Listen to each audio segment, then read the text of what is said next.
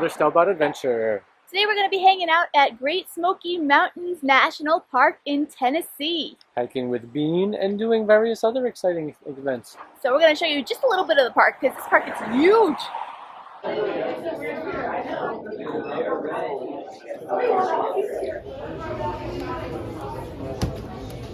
Practice, make sure it's working. July 19, there you go. All right.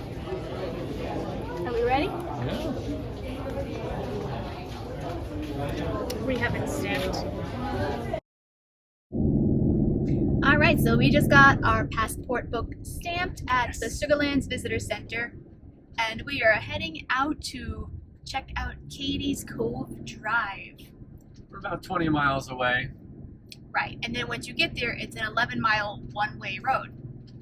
So it's pretty hot today, so good day to take a drive.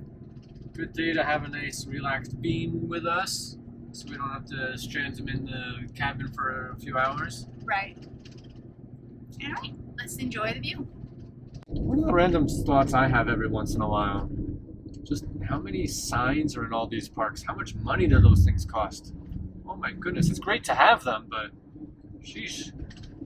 Yeah, and we saw a sign that there's no parking from here to Elkmont, Elkmont, I guess, I don't know. and there's a ton of cones. It's like, how much money did you spend on all these cones? Sheesh.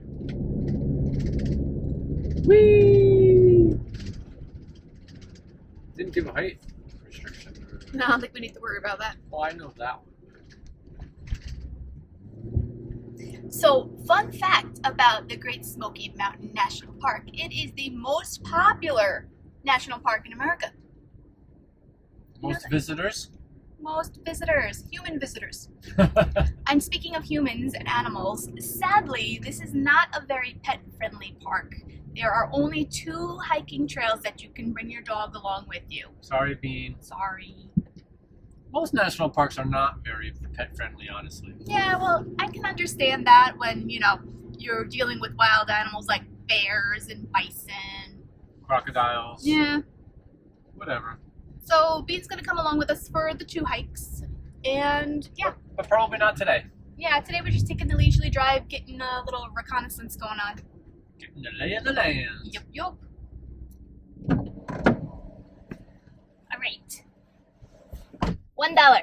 We got the auto tour map from Cades Cove. Now approaching stops 4 and 5.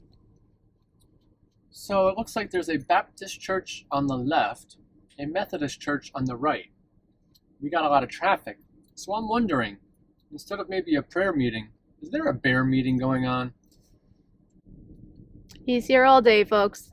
All day. So this Methodist church has 2 doors to it. Interesting fact is that some churches used to segregate. The males had to go in one door and the females into a second.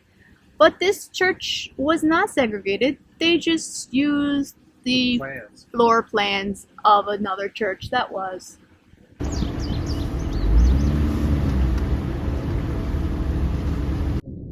Talk about a scandal of the 1800s.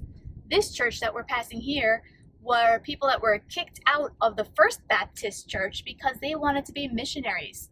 Not only that, the church ceased operations during the Civil War, but afterwards they kicked out members who were part of the Confederate sympathizers. Scandalous. A little bit more than halfway through the loop is the Visitor Center and Grist Mill. Be sure to walk around the Cable Grist Mill area to see all of the historical buildings and to see the grist mill in action.